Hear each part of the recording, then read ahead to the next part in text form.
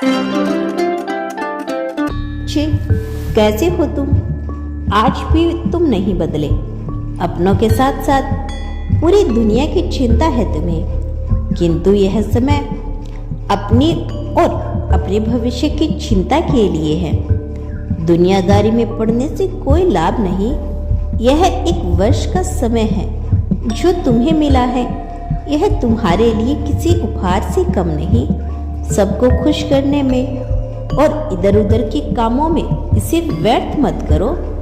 अपनी पल पल का हिसाब रखो, कितना समय कहाँ और किस पर खर्च कर रहे हो, उसका ध्यान रखो।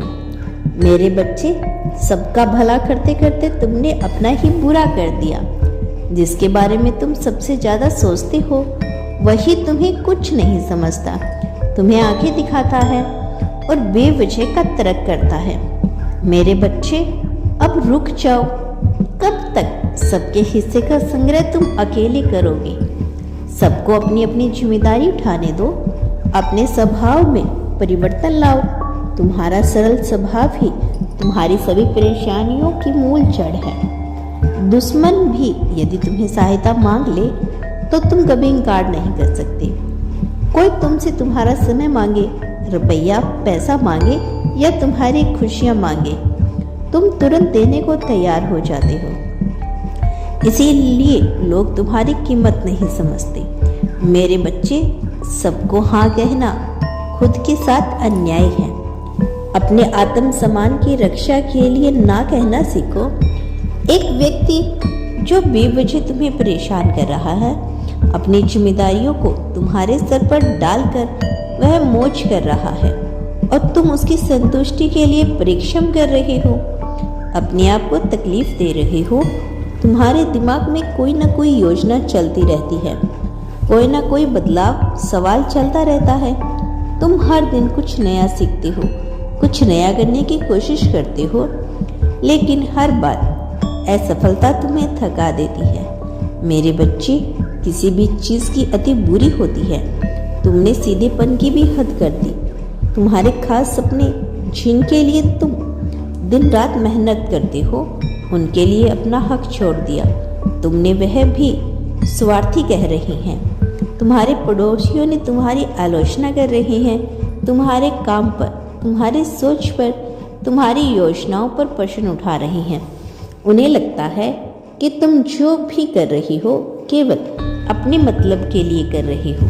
तुम्हारी परवाह, तुम्हारा प्यार उनके लिए मात्र एक ढोंग है, दिखावा है।